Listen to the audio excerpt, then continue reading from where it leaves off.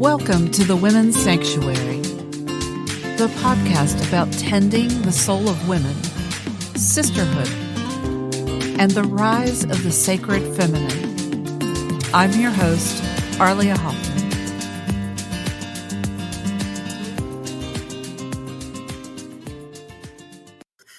Hi, everyone. Welcome to this special live edition of the Women's Sanctuary. It is quite a day. It is, I would call it an historic day. And my friend Marcia Wade and I have been chatting, and every time she posts an update on Star SiSter Astrology, I'm like, Marcia, we got to talk about this. And so here we are today on this amazing day. So welcome to the Women's Sanctuary, everybody. I'm your host, Arlia Hoffman. And my guest today is Marcia Wade of Star SiSter Astrology. Marcia, welcome. Thank you, Arlia. I'm really happy to be here.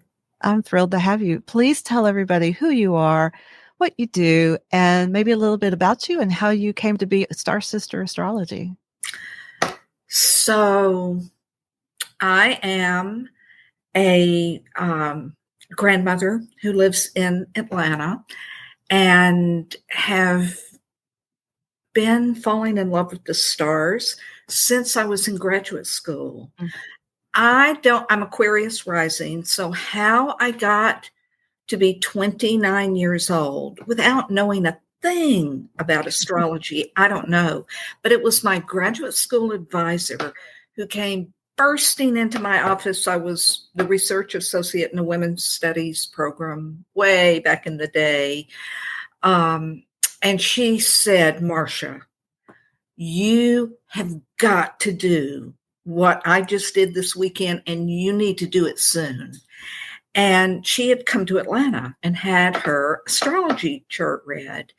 And I guess on some level, I knew it was time. I was about to have my Saturn return. So within a couple of weeks, I was driving over to Atlanta and walked into the Daily Planets Astrology Center, no longer there. And I mean, it couldn't have been 10 minutes into the reading when I start feeling this click, click, click, like, oh,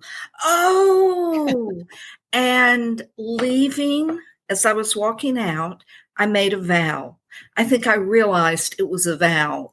I didn't say a word, but I thought, I'm going to learn everything I can about what just happened in there. And that was like in the that was 1982 to be exact. So there was no internet. And I was living in Tuscaloosa, Alabama, like no astrologers at all.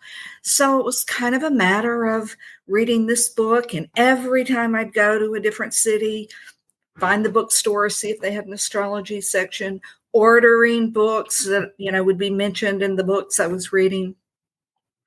And finally, a couple of years later, one day, I remember it like it was yesterday, I looked up at the sky, and I wasn't really in the habit then of talking to the sky, and I said, I need a teacher. I can't learn anything else without a teacher. Within 2 weeks, somebody says to me, hey, have you heard about that astrologer who just moved here from Portland, Oregon? Wow. It's like, whoa. Later, he told me he'd had a dream that it was time for him to start teaching. He didn't know he was going to be teaching one student. Astrology is not that easy to learn, especially when back then there was no internet to kind of, we can kind of teach ourselves a lot. And with astrology, we're always students. There's always more to learn. But so he offered a class, and by the end of the class, the first session, like this long table is full of people, but by the end of the class, there was one person left, and that was me. And he tutored me for several years. It was kind of like he just took the top of my head, opened it up, and just poured in everything. And one thing led to another. It was a long time after that before I realized I had to do this thing, that it was, it had been calling me for a long time. So for about 10 years now, a little more, I've this is all I've been doing, Star SiSter Astrology. And it's a funny thing about astrology, as I'm sure you have realized yourself, the more you tune in, the more they have to say, It's definitely a two-way relationship. Yeah, like the deeper you go, there's more information. There are always nuances to pull out of your own chart, but then as things happen, they're just like there's this aspect in this transit. Like it's kind of an endless library of information. It is. And yet, the other part that I love so much is that, I'm going into my 41st year. I have a very low boredom threshold.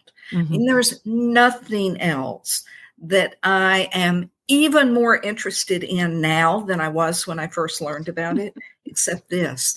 But what I love the most is it's the simplest things that are actually, to me, the most mind-blowing. Like the fact that we're connected to the moon and the sun and the planets and the stars. Like they're part of us. That really still, I think, is kind of mind-blowing. Yes, we are. We are connected. That blows my mind too. So let's talk about why we're here today. November 8th, 2022. The total lunar eclipse was this morning. I missed it, but I did get to see the sunrise. But you know what? I took your words to heart, or somebody's words to heart. We're like, you don't have to see it. We're in it. Like it's going to impact us regardless. Talk about what today means, kind of what's in the sky, and just however you want to frame this moment in time. So first, I want to say just a little about what a total lunar eclipse is, because it's so profound. At a lunar or a solar eclipse, these are the most potent of new and full moons. And it's easy for us to forget that our lives depend on the sun and the moon. We can tune that out in a way that our ancestors, it just wasn't even possible for them. But we literally eat the light of the sun to stay alive, thanks to that miracle of photosynthesis. And the moon, she stabilizes our orbit, here on the earth. She regulates all the waters. We're mostly water. She's our deep, intuitive, felt sense.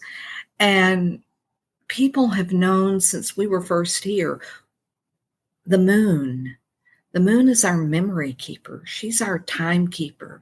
And these eclipses have been studied for millennia. And we've known for that long that eclipses they're part of these cycles. They're very complex and mysterious.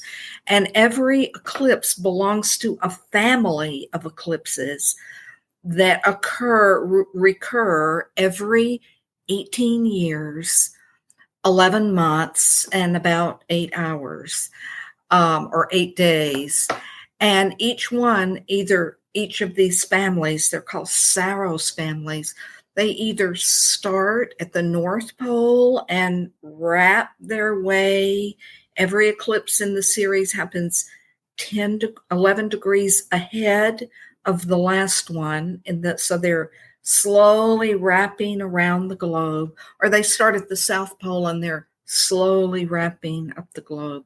And it's really mind-blowing to follow the passages of these cycles and to see it's like they're evolving an energy. I don't think anybody really understands like what we're part of that is so much bigger than us. But then they also occur in eclipses and full moons in these other cycles called metonic cycles, which repeat in the same degree for like up to 5 times every 19 years. So one of the many things that's super rare about today's eclipse is this is an eclipse that between those two cycles, this energy has been activated 7 times already in the last, since 1950, the last 72 years. So, you know, and the years are like 1950, 1968, 1984, 1986, 2003, 2004. If you were alive in any of those years, that's when you started getting ready for this eclipse today. You know, something, it's not like a machine, it's like an organic process that we've been in training into. But this eclipse, like every total lunar eclipse, had a special purpose, because what happened early this morning, as the moon got darker and darker, the reason is she was moving into the Earth's shadow. And the shadow is what everything casts. You know, if we exist, we cast a shadow. And it's what we haven't seen. And as Jung, who was born at a very astrologically significant time, telling us really the theme of this era we're in, it's time to wake up to what we're really part of. But as he realized, the shadow has things that we're afraid to see about ourselves. And some of them are because they're just too brilliant. And some of them are because they're just too scary or shameful or horrifying. And the moon, at a total lunar eclipse, she's moving right into that shadow. And she's kind of feeling all that we've been afraid to feel, all that we haven't wanted to see, the good and the bad. And she's doing that so she can let it go, as much of it as she can. And we can take our lives to a new level. Now, eclipses all eclipses have a primary purpose, which either is to welcome in something really new, or to let go of something that's like dead skin, dead weight. This eclipse, its purpose is to welcome in something that's really new. And the moon, another thing that made it unusual is the moon was almost exactly conjunct the first planet we ever discovered, the planet Uranus. Even his discovery was a breakthrough. He's associated with the genius spark in every single one of us. Even as a planet, Uranus is the most nonconformist body in the solar system. All the other planets are twirling like tops on their vertical axes. Uranus rolls around the sun on its horizontal axis. So, and about Uranus, the one thing all astrologers will say sooner or later, expect the unexpected, predict the unpredictable. But whatever it is, it's meant to wake us up to who we really are, what's really possible. And of course, we always think we already know that. Right, we do. And so we always think, well, we've got it all figured out. It's those people who don't. And that's why I think Uranus gets a bad reputation, because he upsets our apple, has a way of upsetting our apple cards. Okay, so remind us of how Uranus is connected to this. He's eclipse. was within a degree of the moon. Okay. Like when the moon was doing her shadow dance, she was directly aligned with Uranus. So as she's letting things go, as she's bringing things in, his fingerprints are all over it. I'm looking down because I'm reading this post you wrote last night, which was just also lit me on fire again. I was like, oh my God, I can't wait to talk to her tomorrow about this. So so you talked about Uranus, and you also talked about how a lot of this happens beyond our conscious mind, right? It's not something not much of it anyway, is going to be right here in front of our faces, at least for right now. But then you say that tomorrow, this sun opposes Uranus as well. Yes, right. And that Sun Uranus opposition. So, two things about it. One is that opposition happens in the middle of the retrograde of every planet who's further away from the sun than we are here on Earth. That's all the planets except for Venus and Mercury. When they're retrograde, at the very heart of their retrograde, so really the whole reason they go retrograde, they get to a point where they're like, I don't even know what I'm doing anymore. I need to go back. I need to realign with the heart, because that's what the sun is, the heart of our solar system. And for each one of us, wherever our sun is, that sun rules our hearts too. It's the heart of our lives. And the sun, like our hearts, is the only energy creating being in the whole solar system. The whole thing is held together by that one star. So when any planet gets to the exact middle of the retrograde, it's opposing the sun. Now, we live in a culture of domination that's all about control. And so when we hear the word oppose, we automatically think of like it's adversarial and somebody's trying to do something to us.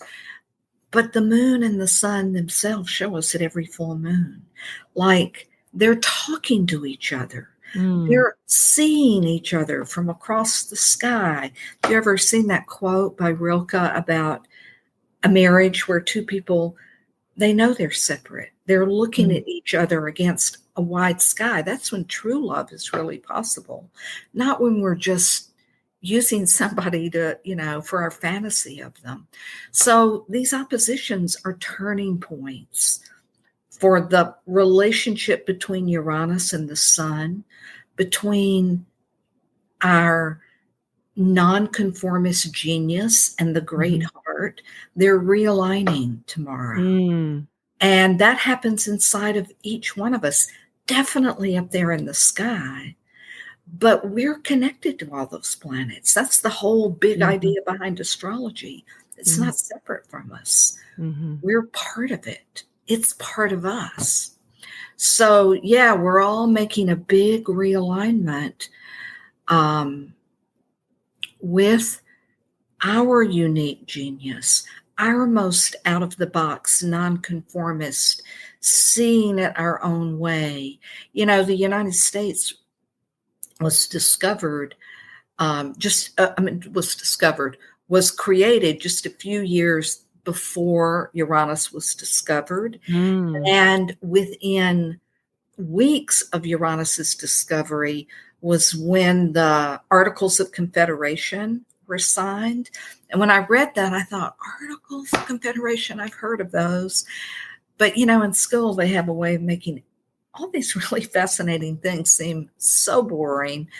I had to go look it up. That was like, the Declaration of Independence was like this bold, kind of like, when we went off to college, I don't need them anymore. I'm in charge of me.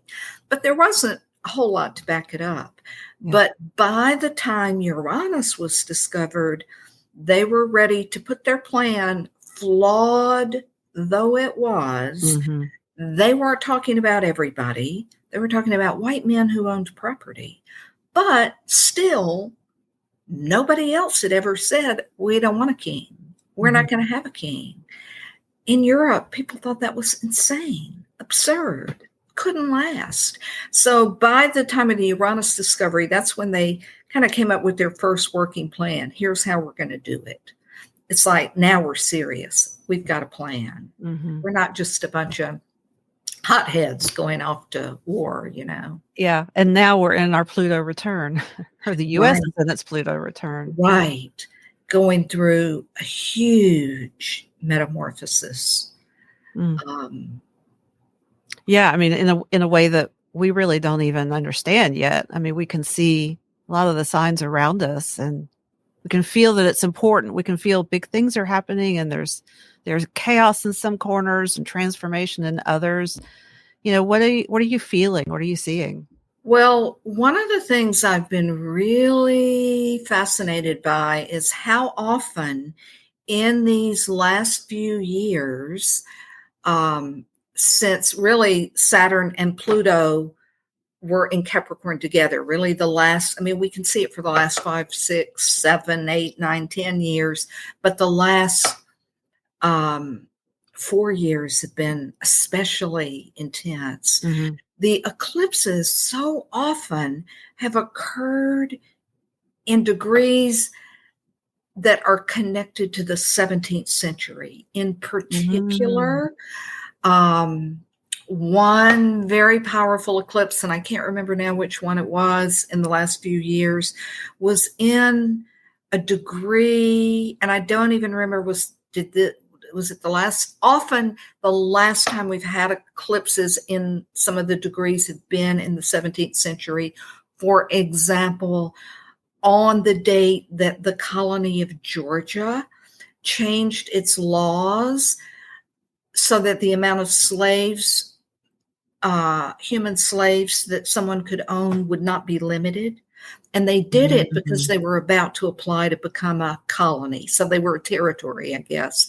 And it was a crucial piece of defining the South as this empire based on human slavery. Yeah. And the eclipse that happened this morning is part of a Saros cycle that began in 1680. These are long cycles that last 1,000, 1,200, 1,500 years. This morning eclipse belongs to a family that began in 1680 when the Virginia colony passed the Casual Killing Act. And the Casual Killing Act said, if anyone killed an enslaved human being, they would be considered as acting in the interest of the slave owner and would not be charged. They would be considered immediately acquitted of any crime. Yeah. Wow. And it's uncanny how this is why, the word memory and the word moon and the word month, they all come from the same root. And it's uncanny to see. And if you just track, if you go back with this eclipse today and think back to November of 2004 and 2003 and 1984, you're probably going to see some things coming up for you now that in some way are connected to what happened then. And the moon is telling us in these times, we need to look really deeply and how we judge human value and what it's based on, because the patterns that are associated with seeing people who have white skin, people who own property, people who have more money, the patterns of seeing those as the only people who matter, those patterns, they're not taking us anywhere we want to go. It's time to see that. And and those systems are just disintegrating that upheld all those beliefs. Yeah. Wow. So is that the implication of being, in the same cycle as when those ideas were generated? Right. Yeah. It's the same energy coming to us now in a different form, but it's the same energy wanting to be seen and transformed. Transformed. Yeah. Wow. Yeah. Well, may we grow and learn. Yes. Well said. So there are some other things going on in the sky, just a few. Let's talk about Venus and Mars. Yes, well, so Venus and Mars are very relevant to all of this. You know, they're the two planets who are closest to the Earth. So really, we tap them every minute of our lives, waking or sleeping. Venus is what we want and why we want it. She's really in her highest form. She's the power of our love. And the ancients knew something that we have forgotten. That's a life-changing power. That's not just like the icing on the cake. You know, what we love and how we value, that can change the world. And it's meant to. And Mars, he's our agency, our ability to move towards what we want. He's our energy, our drive, our motivation, and all the Mars people in our lives. And those two, Venus and Mars, they're the most storied lovers in the cosmos. A very stormy love, not always tranquil, but very creative. And right now, and Venus rules the sign of Taurus, where we had this eclipse this morning, where Uranus has been since 2018 and still is going to be until 2027, 2026. I can't remember now which one. Mars is the ancient ruler of Scorpio, or the sun is. So they're both in the midst of their own transformations. Venus made a very powerful and auspicious conjunction to the sun 16 days ago, on maybe 18, 17 now. It was on October 22nd.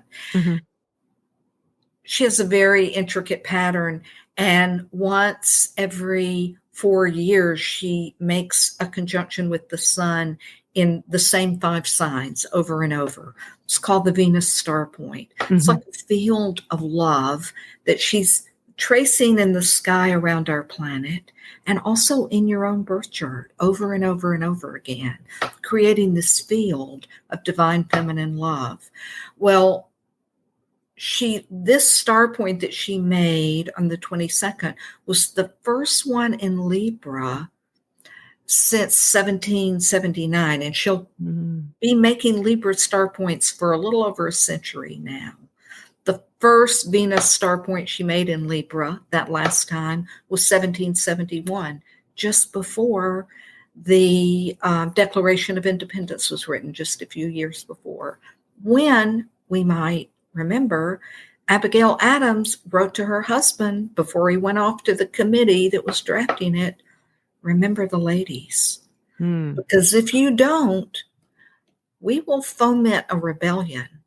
Well, they didn't remember the ladies, but Venus did. And in those years of that last time we had a Venus star point, we saw women like Sojourner Truth, Harriet Tubman, Susan B. Anthony, Elizabeth Cady Stanton.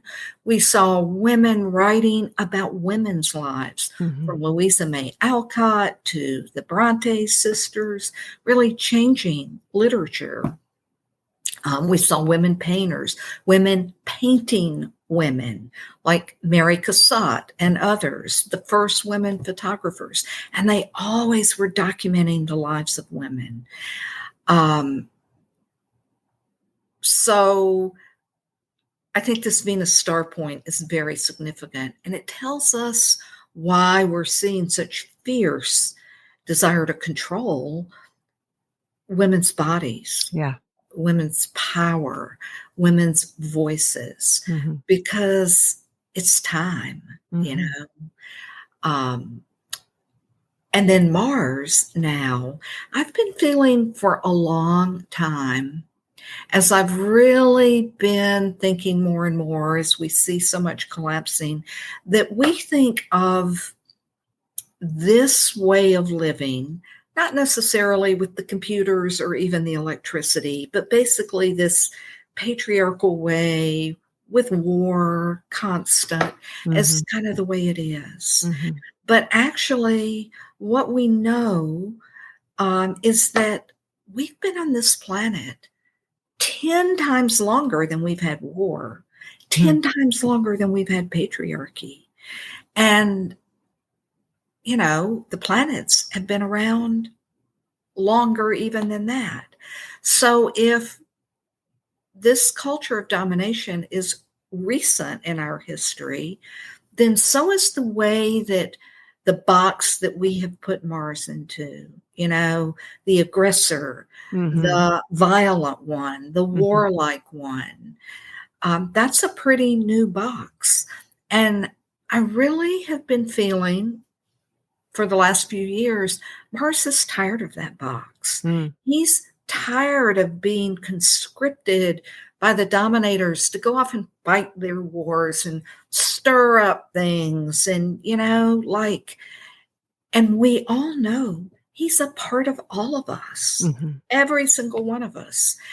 And this retrograde, and Mars goes retrograde less often than any other planet. He's our go energy.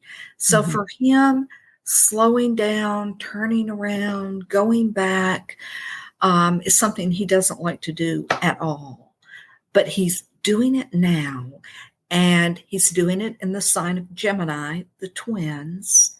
And I really feel like he's asking us to let him find his other side. Who has he been? Let us find the green man, let us find the horned god. Let him out of that prison cell of the warrior, the killer, the murderer, the rapist. And that requires a lot. For us to do that, we have to pull back. We have to take off the lenses that, where we look at everything that way. But the thing also about this retrograde that makes it, two things that make it unusual. First of all, Mars hasn't had a complete retrograde in Gemini since 1943, late 1943 into early 1944.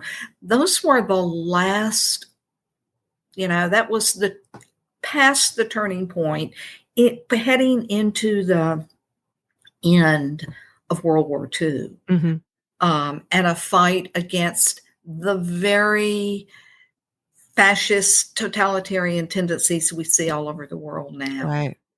Now, we can never go back. I don't think fighting is the answer.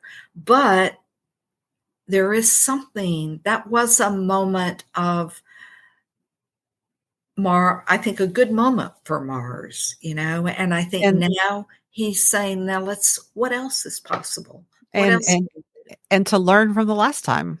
Yes. And to learn from the last time and the last, how many wars, I mean, the last 1,000 times, the last 10,000 times. Yeah. So where are we headed? I think you said that, the kinds of things that are shifting now, we really won't even fully see, at least for the next 6 months or so. Yeah, we're headed into, so first of all, let me say this, but I think the real answer is it depends on us, but it's not all on us. Because what's happening now, we're the space where it's happening here on Earth. And so I think a lot depends on how do we hold that space? How do we nourish that space? How do we protect that space? Do we, if we think about the eclipse today, conjunct Uranus, whose essential message is wake up. Wake up to who you really are. Bob Marley was one of my favorite Aquarians, and his song, liberate yourselves from mental slavery. Only ourselves can free our minds and our hearts. And once we have done that, who knows what can happen, what we can do. So I feel like that is the big message of this eclipse. Wake Oof. up, you know, Yeah. walk out of the prison cell we've put our minds in and our hearts. The belief that there's no hope, the belief that we are made of and connected to an intelligence so vast we can't even comprehend it. You know, the intelligence that makes the sun come up every morning, the intelligence that made the Milky Way galaxy, the intelligence in every star. That's what we're made of. To believe nothing can change is, to me, that's a spell that we need to break. Yeah. That so resonates with me because even in the midst of all my spiritual journey and awakening over the years, the last 2.5 have been extraordinary. And I have felt that really strongly, that like whatever I'm doing physically, mentally, and spiritually, it's all serving to break that mental slavery, all those belief systems.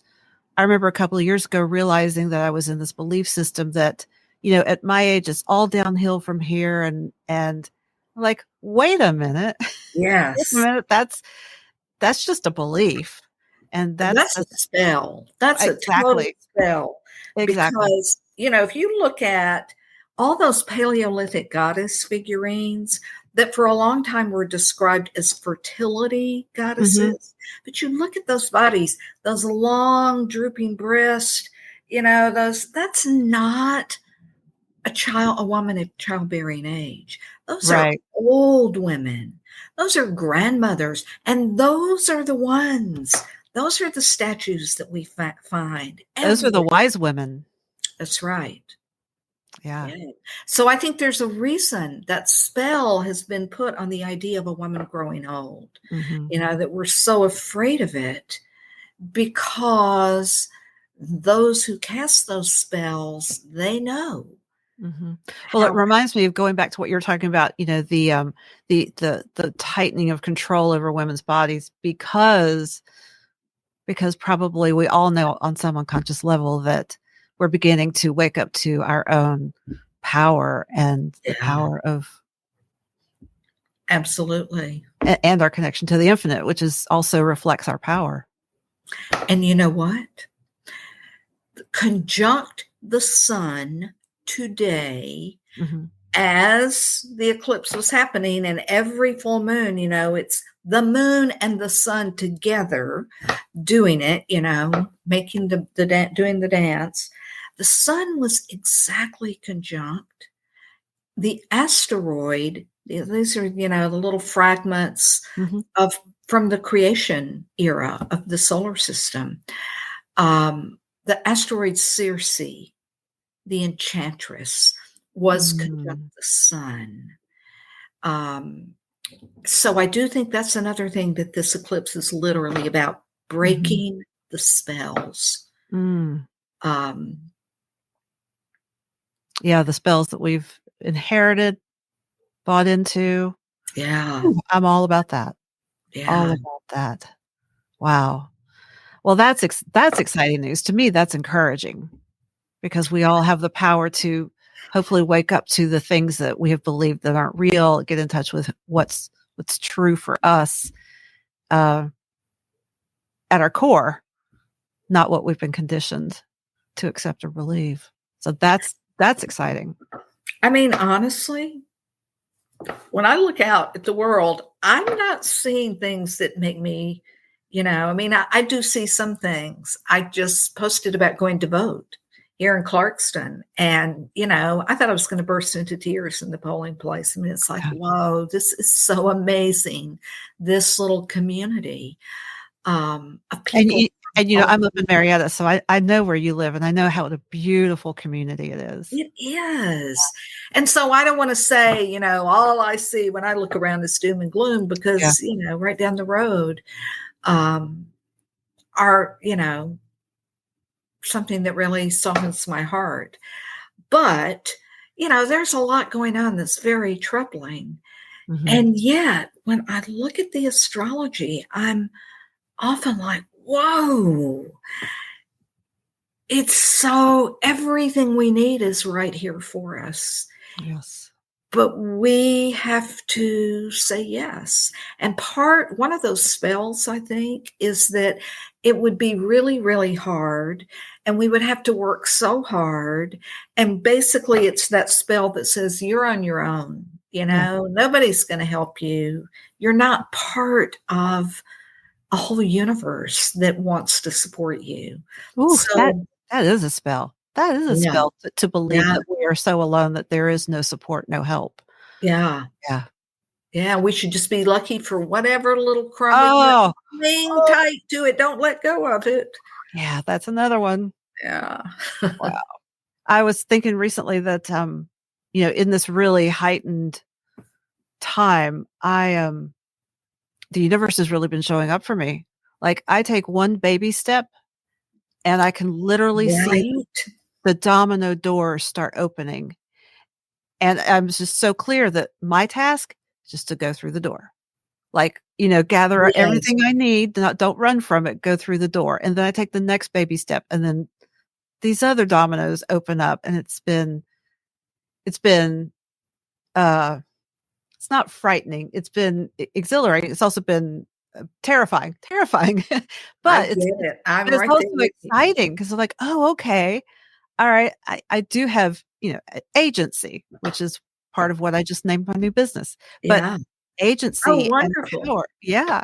And so, because that word just came up has been very potent, recently people are discovering and owning their own agency. But as I was saying, I'm seeing the evidence of, as I take a move in the direction I'm led, the universe answers. And Yes. that's, that's what I need to see. That's what's so exhilarating, is seeing, okay, I'm not alone. I am supported. And the Yes. opportunity, if I take the opportunities given to me, I'm dancing with the universe. I think that being willing not to be stopped by Mhm. our fear or even our terror, there's something in the way you described it. There's so much power there in our not knowing that we can do it or even Mhm. how we're going to do it, but being willing to take the next step, just That's it. exactly as you said it. That is it. And that requires just being present, being right here, eyes Yeah. open, and, yeah, showing up. Yeah. Marcia, this has just been a wonderful conversation. Anything else that we need to know? Well, one thing we haven't talked about is that not only did we have a total lunar eclipse and a very powerful one this morning, followed immediately by the Uranus eclipse, but just an hour ago, a couple of hours ago, um, Mercury conjoined the sun, Mhm. just as Venus did on the 22nd of October. Mercury um, when Mercury conjoins the sun, it's a signal to us he's halfway between retrogrades. Mhm. And something happens to every planet who aligns with the sun, changes the planet. So all day today, Mercury, our messenger planet, the way we're seeing things, the way we're communicating, the way we're receiving, there's a kind of rarefied quality. It's like the word Cazimi, which is a planet within 17 minutes, arc minutes of the sun. Mm. There's 60 of those arc minutes in every degree. The word Cazimi means in the beams of the heart. So Mm. our ability to transmit information and receive it is purified today. We're really our messenger energy is in the heart. And so that's an important thing for us to just one more way. It's like the universe today is not just bowl facing, pay attention, be present, free your mind, free your heart. What do you need to let go of? That's bold-faced, and then it's italicized, underlined, and there's like 5 exclamation points behind it. Beautiful. Well, what a perfect time to have had this conversation. It is. Well, And it just kind of happened, right? yeah. Yeah. Well, we followed the nudges, right? Yeah. Follow the nudges Right. and show up. Literally.